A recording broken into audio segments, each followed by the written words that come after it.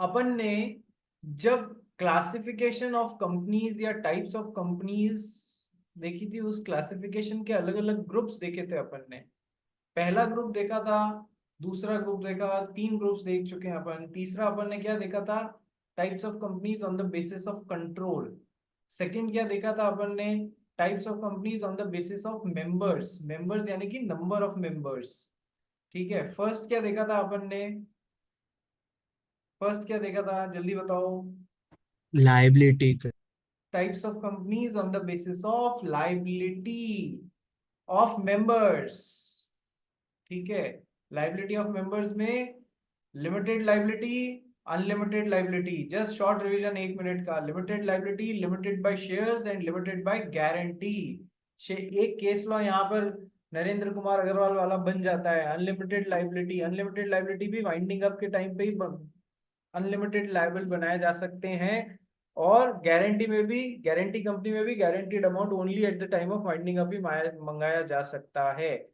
Types of companies on the basis of members, private company and public company। private company में full fledged normal private company, OPC and small company, तीनों देख लिए अपन ने। और public company तो ठीक है। उसके बाद में types of companies on the basis of control में holding and subsidiary company and associate company. ठीक है जी। चलिए, आज हम चौथा कैटेगराइजेशन चालू कर रहे हैं। चार्ट पूरा मिलना चाहिए मेरे को। जब अपन फिफ्थ कंप्लीट कर लें तो आपको कोशिश करो इस चार्ट को इस तरीके से बनाओ कि हर एक के नीचे इनकी डिटेल्स। स्मॉल कंपनी है तो सर 4 करोड़, 40 करोड़। ठीक है, 4 करोड़ क्या और 40 करोड़ क्या, और बाकी ब्रैकेट में 10 करोड़ और 100 करोड़। ब्रैकेट मतलब क्या लिखना है वो आप जानते हो। ओपीसी के मैंने आपको 8-10 पॉइंट्स पढ़ाए थे। वो प्राइवेट कंपनी के जो पॉइंट्स हैं वो यहीं पर क्यों नहीं मेंशन कर लेते गारंटी कंपनी में? पहले गारंटी कंपनी के पॉइंट्स, उसके बाद में नरेंद्र कुमार अग्रवाल वर्सेस सरोज, नरेंद्र कुमार वर्सेस सरोज वाला केस। ठीक है, types of on the basis of share, जिसके जो इंपॉर्टेंट पॉइंट है वो वहीं पर लिख लिया करो ना यार। ठीक है, ये प्रोस्पेक्टस इशू कर सकती है, ये प्रोस्पेक्टस इशू नहीं कर सकती है। ऐसा छोटा सा चार्ट बनाओगे, 10 मिनट बनाने में थोड़ा सा टाइम जा सकता है, थोड़ा सा पेज जा सकता है, लेकिन इसका इतना फायदा मिलेगा आपको आने वाले टाइम में कि होल्डिंग एंड सब्सिडरी कंपनी के नीचे लिख लो ना यार कि sir greater than 50% of the total voting power. ठीक है, इस तरीके से जो details associate company greater than equals to 20% to 50% of the total voting power या टोटल वोटिंग राइट्स। ठीक है, या फिर जॉइंट वेंचर कंपनी, जो जो समझाया है वो यदि चार्ट में बॉइल डाउन कर सको खुद के लिए तो उससे बेस्ट कुछ नहीं होगा। Let's start with the fourth categorisation today. Now what is the fourth categorisation? Types of companies on the basis of access to capital. कोई इतना बहुत ज्यादा इंपॉर्टेंट नहीं है, पर एक दो बार इसलिए क्वेश्चन आए हुए इसमें से क्योंकि इस लिस्टेड कंपनी की डेफिनेशन में अमेंडमेंट किया गया। क्या अमेंडमेंट किया गया था? ये पैराग्राफ बाद में जोड़ा गया था इसमें, इसलिए अमेंडमेंट के कारण इसको एक या दो बार पूछा गया है, इससे ज्यादा नहीं पूछा गया। Now types of companies on the basis of access to capital के फिर दो पार्ट्स, एक तो है लिस्टेड कंपनी और एक है unlisted company. Now understand what is a listed company. तो तुम जहां बैठे हो, जिस शहर में बैठे हो, उधर अपने बॉम्बे स्टॉक एक्सचेंज और नेशनल स्टॉक एक्सचेंज ये दोनों है। नेतन रिवेरियो कहाँ चला गया? अच्छा, नेतन यही है। Types of companies on the basis of access to capital में लिस्टेड और अनलिस्टेड कंपनीज हैं। अब लिस्टेड और अनलिस्टेड कंपनी की बात करूं तो बेटा आप सब जानते हो कि सर लिस्टिंग किस पे होती है? कि सर किसी स्टॉक एक्सचेंज पे होती है, जैसे कि बीएससी या एनएससी। ठीक है, तो कंपनियां क्या करती हैं? अपने आप को यहाँ पर लिस्ट कराती है, जिससे आपके और मेरे जैसे लोग इन कंपनी के शेयर्स में पैसा लगा सके, खरीद सकें। मुकुंद के पास पैसा फ्री पड़ा था, 1 लाख रुपया लगा दिया बीएससी की कंपनी, जो लिस्टेड कंपनी है रिलायंस इंडस्ट्रीज लिमिटेड, उसमें लगा दिया। ठीक है सर, जब जरूरत टारगेट पूरे हो गए या फिर जरूरत पड़ी तो उस रिलायंस के शेयर को बेच दिया और अपना पैसा निकाल के अपनी पढ़ाई एजुकेशन में लगाना था वहां पर लगा दिया। ठीक है सर। तो सर लिस्टेड कंपनी का क्या मतलब होता है कि सर सबसे पहली बात तो लिस्टेड कंपनी केवल पब्लिक कंपनीज हो सकती हैं। Public companies can only become listed companies, private companies cannot become listed companies. ये बात ध्यान रखना। लिस्टेड का मतलब अपने आप को किसी, देखो मैं जो बता रहा हूं ना आपको, ये सब पॉइंटर्स नोट डाउन करते जाना। सेकेंड पॉइंट क्या है कि सर वो अपने आप को किसी रिकॉग्नाइज्ड स्टॉक एक्सचेंज पे लिस्ट कराती हैं, recognised stock exchange. Now what do you mean by recognised stock exchange? कि सर रिकॉग्नाइज्ड स्टॉक एक्सचेंज वो जिसको सेबी से रिकॉग्नाइजेशन मिला है, रिकॉग्निशन मिला है। रिकॉग्नाइज्ड स्टॉक एक्सचेंज वो जिसको सेबी से रिकॉग्निशन मिला है, अपने फर्जीवाड़े में नहीं खुला हुआ है, सेबी ने रिकॉग्नाइज किया है। जैसे कि रिकॉग्नाइज्ड स्टॉक एक्सचेंज का एग्जांपल है बीएसई और एनएससी, और भी बहुत सारे हैं। ठीक है, आप सोचते हो कि केवल यही दो स्टॉक एक्सचेंज है इंडिया में, नहीं, और भी है, हर स्टेट्स में है। Jaipur stock exchange, Vadodara stock exchange, Baroda का वो है ना, उसको बोलते हैं Vadodara stock exchange, Calcutta stock exchange. ठीक है, हालांकि वह काम कितना हो रहा है वो एक अलग बात है, हमको उसमें जाना नहीं है, लेकिन और भी रिकॉग्नाइज्ड है फ्रॉम सेबी। ठीक है सर। तो ओनली लिस्टेड कंपनी अपने आप, पब्लिक कंपनी अपने आप को लिस्ट करा सकती है, प्राइवेट कंपनी लिस्ट नहीं करा सकती है। दूसरा पॉइंट, रिकॉग्नाइज्ड स्टॉक एक्सचेंज पे लिस्ट कराती है। रिकॉग्नाइज्ड क्यों? कि सर सेबी से रिकॉग्नाइज्ड होना चाहिए। कल को तो महक काबरा के मन में आ जाएगा कि आज से मैं भी एक स्टॉक एक्सचेंज खोलती हूँ, महक स्टॉक एक्सचेंज, एमएससी। ठीक है, उस पे सब जने आएंगे, कोई शेयर बेचेगा, कोई शेयर खरीदेगा, तो मजा आ जाएगा, मेरे को खूब सारा पैसा कमाने को मिलेगा। मैक ने अपने स्टॉक एक्सचेंज को सेबी में एप्लीकेशन लगा के रिकॉग्नाइज कराया ही नहीं। तो ये क्या हुआ? क्या ये रिकॉग्नाइज स्टॉक एक्सचेंज है? नहीं सर, ये डब्बा स्टॉक एक्सचेंज है। डब्बा मतलब गलत तरीके से जो चलता है ना, इसमें कोई सैंटिटी नहीं है। कल को मुकुंद ने अपने शेयर्स इस स्टॉक एक्सचेंज पे बेचे, महक स्टॉक एक्सचेंज पे, और सामने वाली पार्टी ने पैसे ही नहीं दिए, तो महक क्या कर लेगी? इसलिए डब्बा ही, मतलब रिकॉग्नाइज्ड स्टॉक एक्सचेंज जो है उन्हीं के थ्रू अपने को करना चाहिए। अनरिकॉग्नाइज्ड एक्टिविटीज में अपने को पार्ट नहीं लेना चाहिए, क्योंकि कल को उस पे आपका पैसा डूबने का खतरा रहता है। ठीक है, तो पहला टर्म ये। दूसरा सर रिकॉग्नाइज, तो ऐसी कंपनी, पब्लिक कंपनीज जो रिकॉग्नाइज्ड स्टॉक एक्सचेंज पे अपनी कोई भी सिक्योरिटी लिस्ट कराती हैं। कि सर हमने तो वर्ड शेयर सुना था, ये वर्ड सिक्योरिटी क्या होता है? सिक्योरिटी टर्म को कहाँ डिफाइन किया गया है?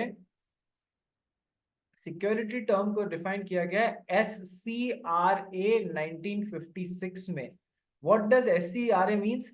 सिक्योरिटीज कॉन्ट्रैक्ट रेगुलेशन एक्ट बना था, एक कानून बना था, securities contract regulation act 1956।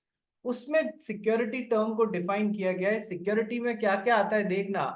Security में शेयर्स आ जाते हैं, सिक्योरिटी में डिबेंचर्स आ जाते हैं, सिक्योरिटी में म्यूचुअल फंड्स आ जाते हैं, और भी बॉन्ड्स आ जाते हैं।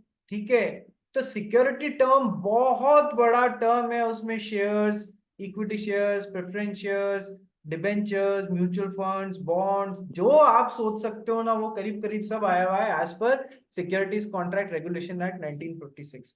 तो सर यदि किसी रिकॉग्नाइज्ड स्टॉक एक्सचेंज पे कोई पब्लिक कंपनी अपनी कोई भी सिक्योरिटी लिस्ट कराती है, देखो बच्चे क्या गलती करते हैं, एक तो स्टॉक एक्सचेंज लिख देते हैं, वो रिकॉग्नाइज लिखना भूल जाते हैं। दूसरी गलती क्या करते हैं कि सर अपने शेयर्स लिस्ट करा देते हैं। अरे शेयर्स वर्ड नहीं मेंशन करना है, क्या वर्ड मेंशन करना है?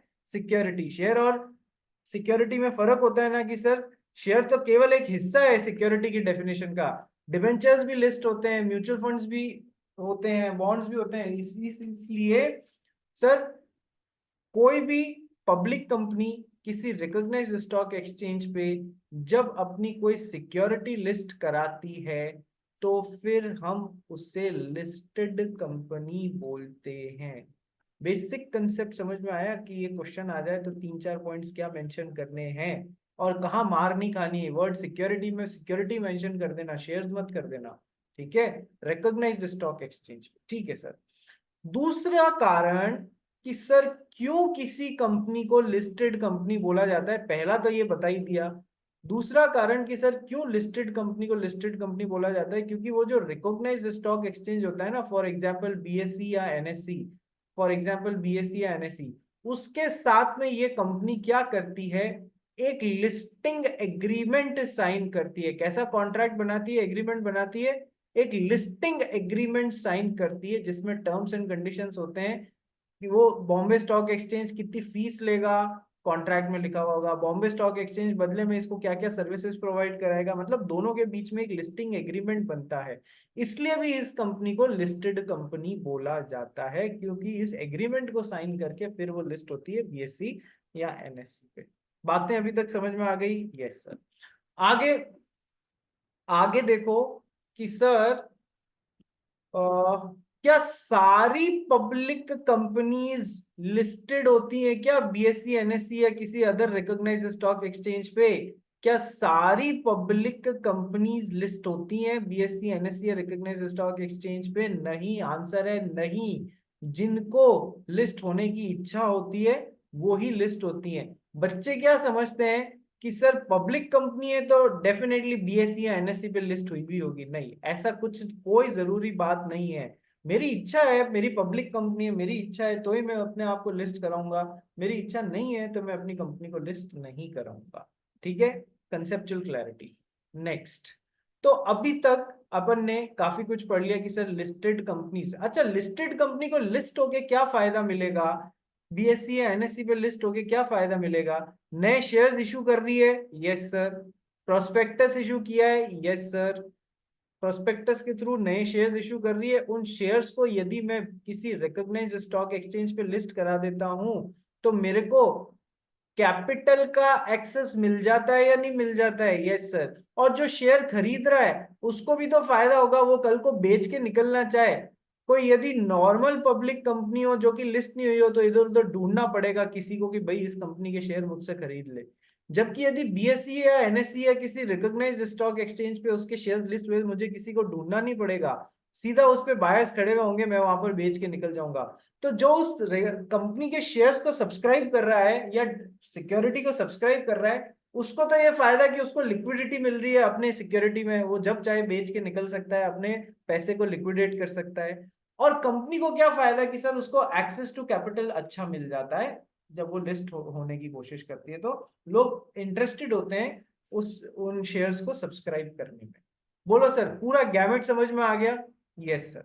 अभी कंपनी की, लिस्टेड कंपनी की डेफिनेशन पूरी नहीं हुई है। अभी तो मैंने आपको वो बताई है जो पुराने में चल रही थी कि सर लिस्टेड कंपनी वो होती है जो किसी, जो अपनी कोई भी सिक्योरिटी, ठीक है, ऐसी पब्लिक कंपनी जो अपनी कोई भी सिक्योरिटी किसी रिकॉग्नाइज्ड स्टॉक एक्सचेंज पे लिस्टिंग एग्रीमेंट बना के और उसे लिस्ट करती है, नंबर वन।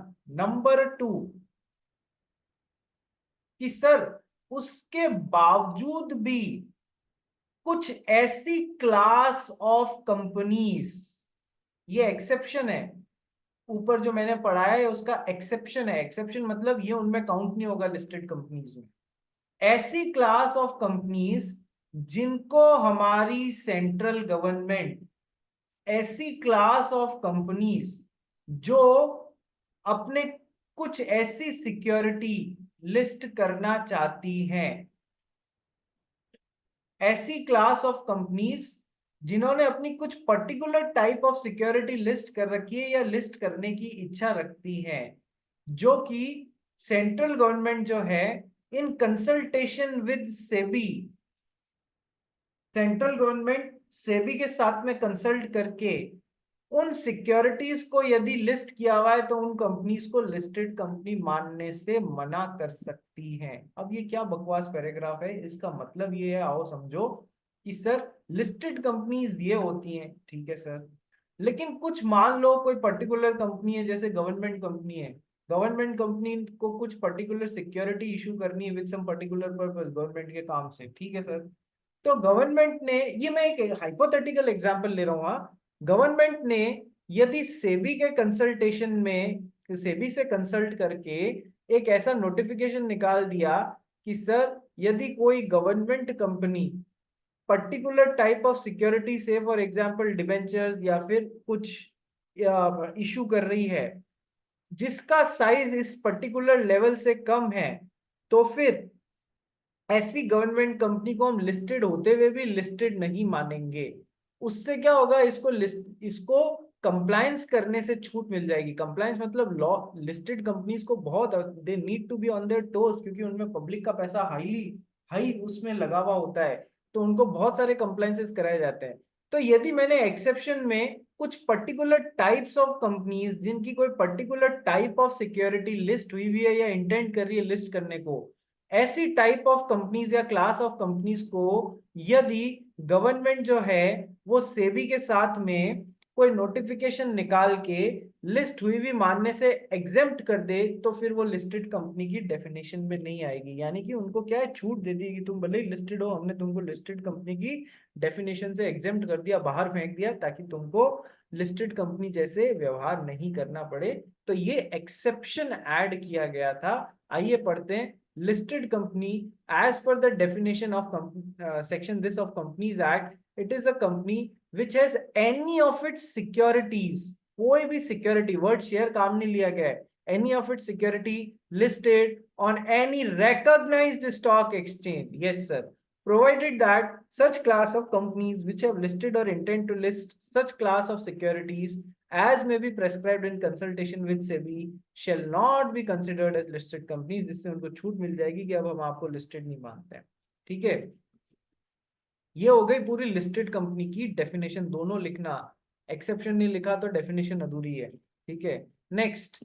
अच्छा, वर्ड सिक्योरिटी का क्या मीनिंग है, ये मैं आपको पहले ही बता चुका हूं। वर्ड सिक्योरिटी जो है उसका हमें कंपनीज एक्ट में वही मीनिंग लेना है जो उसको सिक्योरिटीज कॉन्ट्रैक्ट रेगुलेशन एक्ट 1956 में असाइन किया गया था। उधर क्या असाइन है कि सर सिक्योरिटीज में वर्ड शेयर्स भी आ जाता है, इक्विटी शेयर्स भी आ जाता है, प्रेफरेंस शेयर्स भी आ जाता है, डिवेंचर्स भी आ जाता है, म्यूचुअल फंड्स भी आ जाता है, बॉन्ड्स भी आ जाता है, जो आप सोचो वो आ जाता है। ठीक है, चलिए नेक्स्ट एग्जाम्पल में कोई दम नहीं है, आ जाइए अनलिस्टेड कंपनी पे। कि सर अनलिस्टेड कंपनी क्या, अनलिस्टेड कंपनी वो जो लिस्टेड कंपनी नहीं है। Unlisted company means other, a company other than a listed company. कि सर इसमें से नर मछली कौन सी है और मादा मछली कौन सी है, कि जो तैर रहा है वो नर है और जो तैर रही है वो मादा है। तो इसका मतलब अनलिस्टेड कंपनी वो जो लिस्टेड नहीं है। लिस्टेड को हमने बहुत अच्छे से डिफाइन कर दिया। मुकुंद, खाने में क्या खा के बैठा है आज? इतना कुछ खा लिया, मीठा मीठा चेप लिया, चॉकलेट खा ली कि अब नींद आ रही है, कोल्ड ड्रिंक पी ली, सब कुछ खा लिया, संडे मना के आ रहा है। चलो नेक्स्ट। करण फारिया मन में सोच रहा है अकेले अकेले जिम के बैठ गया, हमको तो बुलाया ही नहीं। चलिए नेक्स्ट। नीम मुरार का महक, मीत, मीत समझ आ गया क्या है लिस्टेड कंपनी। ठीक है, चलो नेक्स्ट। पूंजी जैन, एक एक कीवर्ड याद रह जाएगा तेरे को, लिस्टेड कंपनी एग्जाम में आई तो रिकॉग्नाइज्ड लिखना है स्टॉक एक्सचेंज के आगे। ठीक है, चलिए नेक्स्ट आते हैं। अब अपन फाइनल सेगमेंट पे आते हैं, अदर कंपनीज। यानी कि अब ऊपर चार कैटेगराइजेशन तो अपन ने देख लिए, पांचवा कैटेगराइजेशन है अदर कंपनीज। अब कोई पर्टिकुलर कैटेगराइजेशन की बात नहीं हो रही, अब जो बची हुई कंपनीज है उनका एक ग्रुप बना दिया, और बाकी सारी इसमें, जिसको अपन कहते हैं ना मिसलेनियस, ये भी आ जाएगा, ये भी आ जाएगा, ये भी आ जाएगा, वैसे बची हुई सारी companies other companies. Other companies में क्या क्या पढ़ना है अपने को? सबसे पहले पढ़ना है गवर्नमेंट कंपनी, दूसरा पढ़ना है फॉरेन कंपनी, तीसरा पढ़ना है सेक्शन 8 कंपनी, चौथा पढ़ना है, बस बस बस हाँ चौथा, चौथा पांचवा और है, डोरमेंट कंपनी, इनएक्टिव कंपनी, ठीक है, और निधि कंपनी। तो पांच छह तरीके, और पब्लिक फाइनेंशियल इंस्टीट्यूशन, छह सात तरीके की आपको इसमें अदर में छह सात तरीके की कंपनी अभी अपने को और पढ़नी है। कि सर कितना लंबा है, कि बस ये लास्ट पार्ट है यार अब, लेकिन इसमें क्वेश्चंस बने हैं, पिछली बार भी बने हैं, और बहुत सॉलिड क्वेश्चंस बनाए हैं। सॉलिड मीन्स बहुत सॉलिड। तो आज मैं सबसे पहले आपको कराता हूं सेक्शन 8 कंपनी। सेक्शन 8 कंपनी देख ले भाई, यस सर आधा घंटा है, सेक्शन 8 कंपनी में आधा घंटा लग ही जाएगा। तो सेक्शन 8 कंपनी क्या होती है रे? सर सेक्शन 8 कंपनी वो होती है जिसको हम कंपनी विद चैरिटेबल ऑब्जेक्ट्स बोलते हैं, कंपनी विद चैरिटेबल ऑब्जेक्ट या नॉट फॉर प्रॉफिट कंपनी ऐसा भी बोलते हैं, नॉट फॉर प्रॉफिट कंपनी। अब ये बात समझो, नॉ सबसे पहली बात, कंपनी जो होती है ना सर, वो प्रॉफिट मोटिव से भी बनाई जा सकती है और चैरिटेबल मोटिव से भी बनाई जा सकती है, चैरिटी करने के लिए भी, यानी कि नॉट फॉर प्रॉफिट पर्पस और प्रॉफिट पर्पस दोनों के हिसाब से बनाई जा सकती है। लेकिन जो पार्टनरशिप है 1932 वाली और जो लिमिटेड लाइबिलिटी पार्टनरशिप है 2008 वाली, सर ये केवल और केवल बिजनेस पर्पस से फॉर प्रॉफिट ही बनाई जा सकती है, बिजनेस पर्पस से फॉर प्रॉफिट ही बनाई जा सकती है। ठीक है, ये फर्क होता है। अच्छा, आप यदि नॉट फॉर प्रॉफिट कोई या चैरिटेबल बिजनेस कोई करना, चैरिटेबल काम कोई करना चाह रहे हो तो आप क्या बना सकते हो, क्या क्या चीजें बना सकते हो, उल्टा सोचो कि यदि मान लो करण को, मुकुंद को, नेतन को मिलके कोई चैरिटेबल काम करना है तो वो क्या बना सकते हैं कि सर या तो सेक्शन 8 कंपनी बना लेंगे, अभी देखा चैरिटेबल पर्पस से, सर या फिर वो ट्रस्ट बना सकते हैं, या फिर वो सोसाइटी बना सकते हैं। तुम लोग के घर पे लिखा हुआ होगा ना हाउसिंग सोसाइटीज, ऐसा कुछ लिखा हुआ मिलता है, तो सर वो सोसाइटी है ना, उसका कोई प्रॉफिट मोटिव नहीं है, ये बात ध्यान रखना। मैंने क्या कहा, चैरिटेबल एक्टिविटी करनी है तो आप ट्रस्ट बना सकते हो, आप सोसाइटी बना सकते हो, आप सेक्शन 8 कंपनी बना सकते हो, तो प्रॉफिट मोटिव नहीं है ये तीनों। लेकिन आप चैरिटेबल पर्पस के लिए पार्टनरशिप या एलएलपी नहीं बना सकते हो, ये बात ध्यान रखना। ठीक है सर, आ गई बात समझ में। अब एक और फंडा समझो, ये मैं सेक्शन 8 कंपनी के कंटेक्स्ट में समझा रहा हूं, भले ही हम कितना लिख देवे चैरिटेबल कंपनी है, कंपनी विद चैरिटेबल ऑब्जेक्टिव, या फिर हम इसको अदर वर्ड्स में बोल देते हैं नॉट फॉर प्रॉफिट कंपनी, इसका मतलब ये नहीं है, इसका मतलब ये नहीं है कि इसको प्रॉफिट कमाना अलाउड नहीं है, ये बिल्कुल प्रॉफिट कमा सकती है अपनी एक्टिविटीज से। सर अभी तो आप बोल रहे हो नॉट फॉर प्रॉफिट कंपनी है, अभी फिर आप बोलते हो कि ये प्रॉफिट कमा सकती है, कि सर क्या अपोजिट बात बोलते हो सर।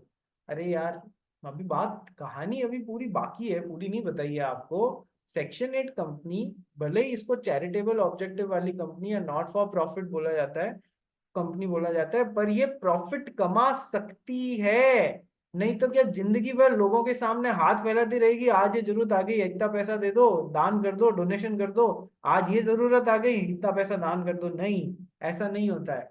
वो बिल्कुल प्रॉफिट कमा सकती है, लेकिन उस प्रॉफिट के ऊपर रेस्ट्रिक्शंस हैं। क्या रेस्ट्रिक्शन है कि सर उस प्रॉफिट को डिविडेंड जैसे अपने मेंबर्स के बीच में डिस्ट्रीब्यूट नहीं कर सकती। नॉर्मल कंपनी है ना, जो सेक्शन 8 कंपनी नहीं है, वो तो उसने जो भी प्रॉफिट्स कमाए हैं उनको डिविडेंड के तौर पे अपने मेंबर्स को डिस्ट्रीब्यूट कर सकती है। लेकिन सेक्शन 8 कंपनी प्रॉफिट तो कमा सकती है, भले ही चैरिटेबल ऑब्जेक्टिव वाली कंपनी है, भले ही नॉट फॉर प्रॉफिट ऑब्जेक्टिव वाली कंपनी है, पर सर वो प्रॉफिट कमा सकती है। बस रिस्ट्रिक्शन क्या है, उस पैसे को जो इसने कमाया है वो डिविडेंड के तौर पे अपने मेंबर्स को नहीं बांट सकती है। ये बहुत इंपॉर्टेंट पॉइंट है, इस पे एग्जाम में प्रैक्टिकल क्वेश्चन बन जाता है, ध्यान रखना। ठीक है, नेक्स्ट सर, तो फिर वो प्रॉफिट कमा के करेगी क्या जब वो अपने मेंबर्स को डिविडेंड के तौर पे उस प्रॉफिट को बांट ही नहीं सकती है। यश काबरा, समझ में आ रहा है तेरे को? Yes sir. ठीक है, तो फिर वो उस प्रॉफिट को क्या कर सकती है, it can use the profits only to fulfill its charitable objectives। जिस ऑब्जेक्टिव से वो कंपनी बनी है उसी में वो प्रॉफिट यूज कर सकती है। कैसे? फॉर एग्जाम्पल देखो, नीव मुरारका और मीत ने मिलके एक सेक्शन 8 कंपनी खोली, नीव मुरारका और मीत ने मिलके एक सेक्शन 8 कंपनी खोली। सेक्शन 8 कंपनी का था, नाम था नीव एंड मीत वाटर कंजर्वेटर्स, ठीक है, Neev and Meet water conservators, ठीक है। नाम के आगे या तो लिमिटेड या प्राइवेट लिमिटेड लगाना चाहिए था, जैसी भी कंपनी है लिमिटेड या प्राइवेट लिमिटेड, यदि प्राइवेट कंपनी तो प्राइवेट लिमिटेड, और यदि पब्लिक कंपनी है तो ओनली द वर्ड लिमिटेड, ठीक है सर। ये अभी बताऊंगा, नाम के ऊपर मैंने एक स्टार रखा हुआ है, स्टार मतलब इसके ऊपर मुझे और बोलना है, ठीक है। Neev and Meet water conservators, ठीक है सर। ये लोग पानी बचाने का और इस तरीके का काम करते थे, वाटर हार्वेस्टिंग, वाटर कंजर्वेशन, अलग अलग गांवों में जाके और ऐसा काम करते थे, ऐसे ऐसे चीजें बनाते थे, ठीक है। जैसे कि जिससे कि वाटर कंजर्व होके पीने का पानी पशुओं के लिए, ह्यूमन बींग्स के लिए और खेती के लिए मिलता रहे। ओके सर, ये इनका चैरिटेबल ऑब्जेक्टिव वाली सेक्शन 8 कंपनी थी, नॉट फॉर प्रॉफिट कंपनी थी। तो इनको एक पर्टिकुलर ऐसा रिजर्वायर, पानी का रिजर्वायर बनाने के लिए पैसा लगता था, मान लो 5 लाख रुपए। ये चार्ज करते थे उसका 6 लाख रुपए। क्या ये चार्ज कर सकते हैं 1 लाख रुपए का प्रॉफिट? यस सर, अभी बताया ना, भले ही चैरिटेबल ऑब्जेक्टिव है की कंपनी है, वो प्रॉफिट कमा सकती है। लेकिन इस 1 लाख रुपए को नीव और मीत अपने डिविडेंड के तौर पे पैसा निकाल नहीं सकते यहाँ से। इस 1 लाख रुपए को कहाँ यूज लेना होगा? वाटर कंजर्वेशन एक्टिविटीज में ही काम में लेना होगा। क्या ये बात समझ में आ गई जो मैं पिछले 1-2 मिनट से समझाने की कोशिश कर रहा हूँ? यस सर, क्लियर हो गई। सर, ये पानी, इन ये 1 लाख रुपए जो है इनको वाटर कंजर्वेशन में ही काम लेना होगा। ये एमओए, ये चैरिटेबल ऑब्जेक्टिव वाली कंपनी क्या क्या काम कर सकती है कि सर हमें तो कोई भी कंपनी क्या क्या काम कर सकती है ये यदि पता करना हो तो हम क्या देखेंगे कि सर उस कंपनी का एमओए का ऑब्जेक्ट क्लॉज देखेंगे। उस कंपनी का एमओए का ऑब्जेक्ट, किसी भी कंपनी का एमओए का ऑब्जेक्ट क्लॉज देखोगे तो इनकी कंपनी में नीव एंड मीट वाटर कंजर्वेटर्स के ऑब्जेक्ट क्लॉज में क्या लिखा होगा? वाटर कंजर्वेशन एक्टिविटीज में चैरिटेबल एक्टिविटी करना, ठीक है, ऐसा कुछ लिखा हुआ है वाटर कंजर्वेशन एक्टिविटी, ठीक है सर।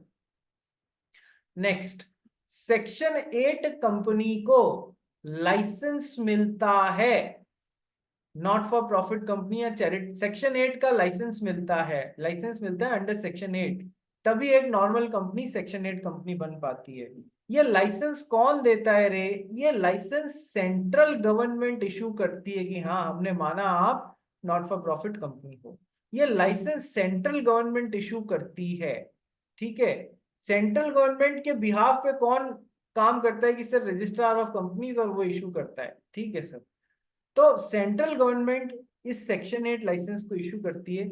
जो भी इशू करने के लिए कुछ टर्म्स एंड कंडीशंस लगाती है ऐसी कंपनी पे कि आपको ये काम नहीं करने हैं, आपको ऐसे ऐसे काम करने हैं, आपको डिविडेंड के तौर पे पैसा बाहर नहीं निकालना है, आपको फर्जीवाड़ा नहीं करना है कि आप दिखा रहे हो 6 लाख, टंकी खोदने का 6 लाख का खर्चा होता 2 लाख का ही है, ऐसे गलत काम करके और 4 लाख रुपए बीच में बाहर नहीं निकाल लेने अंडर द टेबल कंपनी से, ठीक है। तो कुछ टर्म्स एंड कंडीशंस के ऊपर बेस्ड इस कंपनी को सेक्शन 8 का लाइसेंस दिया जाता है। इतनी सी बात समझ में आ गई? Yes sir. अब सर, जब ये सेक्शन 8 का लाइसेंस अवार्ड हो जाता है Neev and Meet water conservators private limited को, जब ये सेक्शन 8 का लाइसेंस सेंट्रल गवर्नमेंट के द्वारा अवार्ड हो जाता है तो इनको छूट मिलती है अपने नाम के आगे से ये वर्ड हटा लेने की। इनको अब एज ए रेगुलर कंपनी अपने नाम के आगे वर्ड लिमिटेड या प्राइवेट लिमिटेड लगाने की कोई जरूरत नहीं है, लिमिटेड या प्राइवेट लिमिटेड लगाने की कोई जरूरत नहीं है। इतनी बात समझ में आ गई मुकुंद? मुझे एक बात जरूर समझ में आ गई कि अब संडे को कैसे कैसे क्लास रखना। मुकुंद को देख के ये जरूर समझ में आ गई, आंखें ही रगड़ता रह रहा है कि अरे यार टीचर को फील हो गया, गलती कर गई यार, गलती हो गई क्लास रख के, ठीक है। अब से मैं एक काम करूंगा, सबसे पहली क्लास मैं लूंगा संडे को, ठीक है, छोड़ूंगा नहीं, ठीक है सर। ऊपर अल्लाह नीचे कल्ला बीच में लल्ला फंस गया, ठीक है, क्या करें अब यार। चलो आ जाओ। यश काबरा, ऐसा कहा यस जाता सर। है पड़ोसी के दर्द पे हंसना नहीं चाहिए क्योंकि अगला नंबर अपना ही होता है, ठीक है। चलो कोई नहीं, आ जाओ। तो सर, सेक्शन 8 कंपनी को, सेंटर मतलब वो कंपनी थी, उसने सेक्शन 8 के अंडर सेंट्रल गवर्नमेंट को अप्लाई किया कि please give me the licence of charitable company, that is section 8 company. जब सेंट्रल गवर्नमेंट को लगता है हाँ ये ठीक है, इस मुतल्लिक काम करना चाह रहे हैं, तो वो उसको सेक्शन 8 का लाइसेंस दे देती है based upon some terms and conditions. ठीक है सर। जब उसे सेक्शन 8 का लाइसेंस मिल जाता है तो अपने नाम के आगे से वर्ड लिमिटेड या प्राइवेट लिमिटेड हटा देती है, उसको लिखने की जरूरत नहीं रहती है। ठीक है। कुछ एग्जाम्पल्स दिखाता हूं आपको कि इंडिया में जो बहुत बड़ी सेक्शन 8 कंपनीज हैं उनमें से कुछ का नाम है FICCI, ASSOCHAM, National Sports Club of India, Confederation of Industries करके सीआईआई है। ये क्या करती हैं सर? ये federation of industries and chamber of commerce ऐसा करके कुछ है, आप नेट पे ढूंढोगे सारी मिल जाएगी आपको। एसोसिएशन है ये कोई। तो सर ये कंपनीज अपने नाम के आगे लिमिटेड या प्राइवेट लिमिटेड लगाने की बजाय कि सर ये ऐसे सिंपल नाम रखती हैं, FICCI, ASSOCHAM, National Sports Club of India, जो कि खिलाड़ियों को तैयारी कराता है ना अच्छे स्पोर्ट्स इवेंट्स की। ठीक है। तो national Sports Club of India, तो ये नाम के आगे क्लब्स ऐसा ये सब रखते हैं। ठीक है। तो क्या है, आ जाओ पढ़ना स्टार्ट करते हैं। Section 8 of the companies act 2013 deals with formation of companies which are form to promote the charitable object of commerce, arts, science, sports, education, research, social welfare, religion, charity, protection of environment वगैरह वगैरह। जो league से हटके जो काम है ना, जो जनरली कंपनीज में नहीं किए जाते हैं, वैसी उन पर्पसेस के लिए ये कंपनीज बनाई जाती है। इस कंपनी को अपने प्रॉफिट कहां पर अप्लाई करने होते हैं कि सर अपने ऑब्जेक्टिव्स को प्रमोट करने में या ऑब्जेक्टिव्स को अटेन करने में लगाने होते हैं। और ये अपने प्रॉफिट्स को डिविडेंड के तौर पे मेंबर्स को बांट नहीं सकती, प्रोहिबिट हुई हुई है। ये ध्यान रखना, इस पॉइंट पे क्वेश्चन आता है और इस पॉइंट पे भी क्वेश्चन आता है, दोनों क्वेश्चन करेंगे अपन। ठीक है। नेक्स्ट, पावर किसको है ये लाइसेंस इशू करने की नॉट फॉर प्रॉफिट? कि सर सेंट्रल गवर्नमेंट को ये पावर है। ठीक है।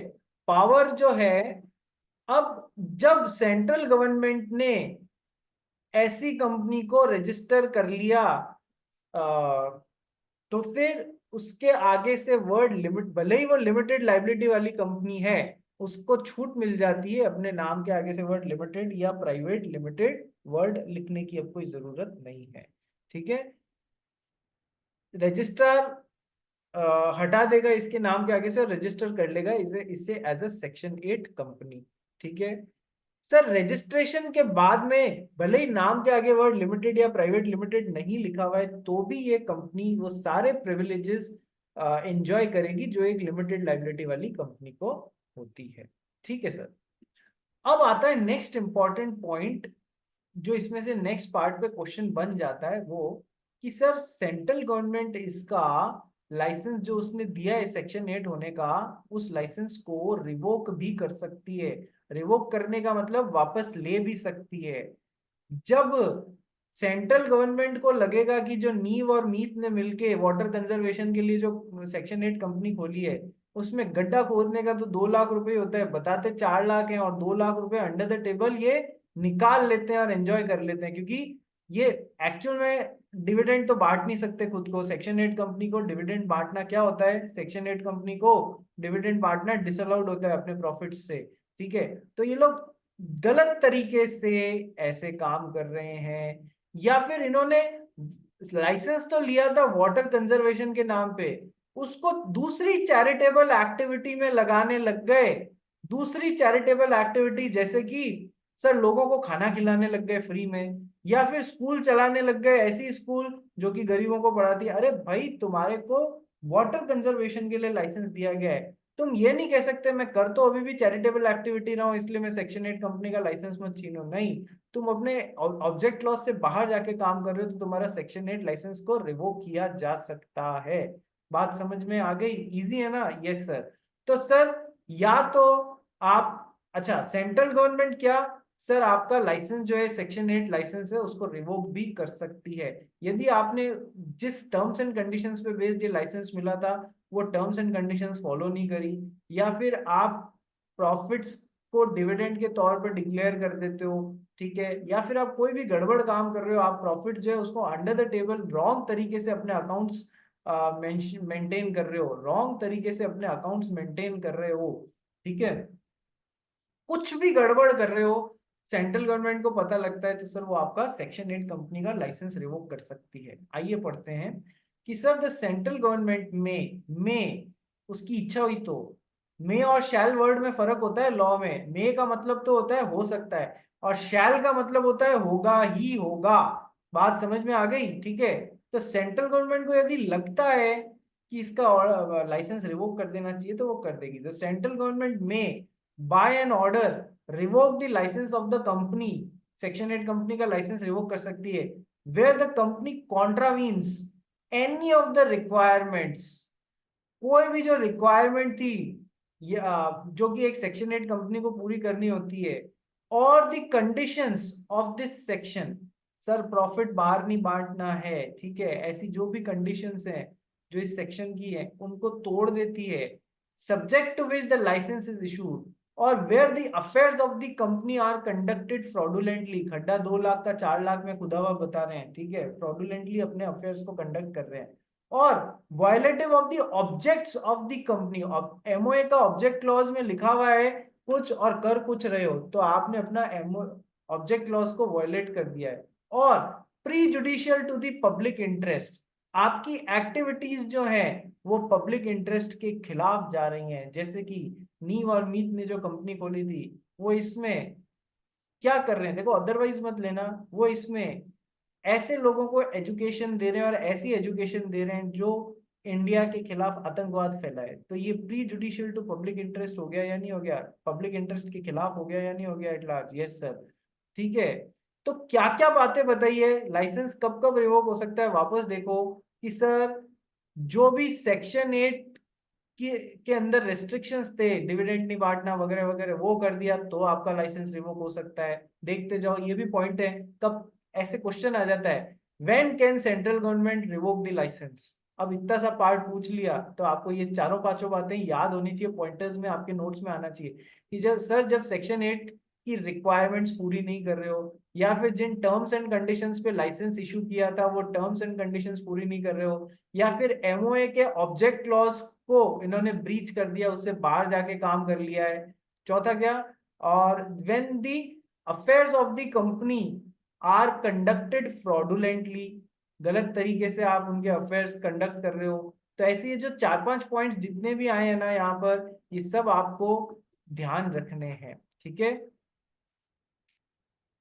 सेम लिंक पे एक बार रिज्वाइन कर लो तो आगे कंटिन्यू करता हूँ।